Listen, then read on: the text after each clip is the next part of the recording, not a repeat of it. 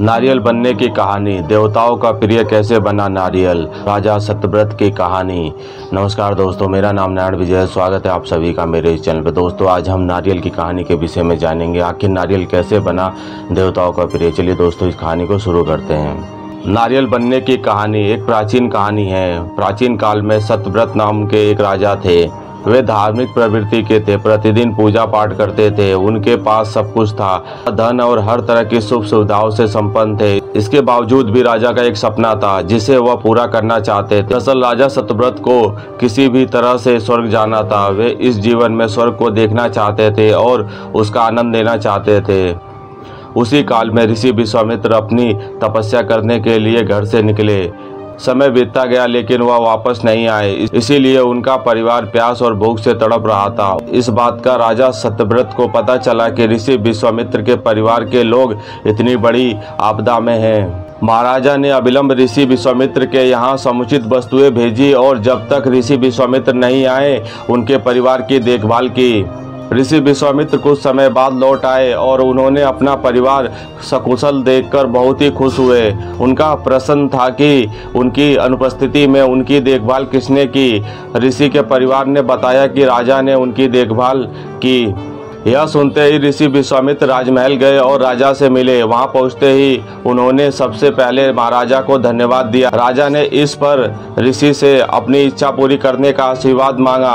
राजा की बात सुनकर ऋषि विश्वामित्र ने कहा, महाराज आपको क्या वरदान चाहिए। महाराज ने कहा, हे मुनि, मुझे एक बार स्वर्गलोक देखना है, मुझे वहां जाने का वरदान दे।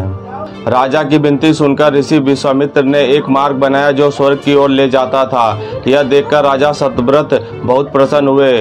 वह उस मार्ग से स्वर्गलोक तक पहुंच गए। बिना बुलाए राजा के वहां पहुंचने पर देवराज ने उन्हें नीचे धक्का दिया, जिससे वे सीधे धरती पर गिर गए।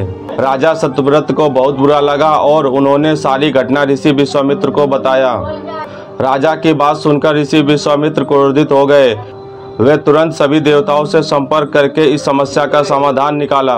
फिर राजा के लिए एक नया स्वर्ग बनाया ताकि किसी को परेशानी ना हो। नए स्वर्गलोक को पृथ्वी और देवताओं के स्वर्गलोक के बीचों बीच बनाया गया था।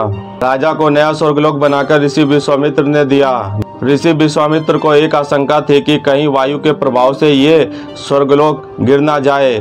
अगर ऐसा हुआ तो राजा सत्यव्रत फिर से गिर जाएंगे। ऋषि विश्वामित्र ने बहुत सोच विचार करके एक समाधान सुझाया ताकि नवजात स्वर्ग को सहारा मिलता रहे। उन्होंने उसके नीचे एक बहुत लंबा खंभा लगाया। ऐसा कहा जाता है कि राजा सत्यव्रत की मृत्यु के बाद उनका सिर एक फल में बदल गया जो नारियल है, और स्वर्ग के नीचे लगा खंभा एक पेड़ के तने के रूप में बदल गया। इस खंबे को तब से नारियल का पेड़ कहा जाता है। नारियल का पेड़ इसीलिए इतना लंबा होता है।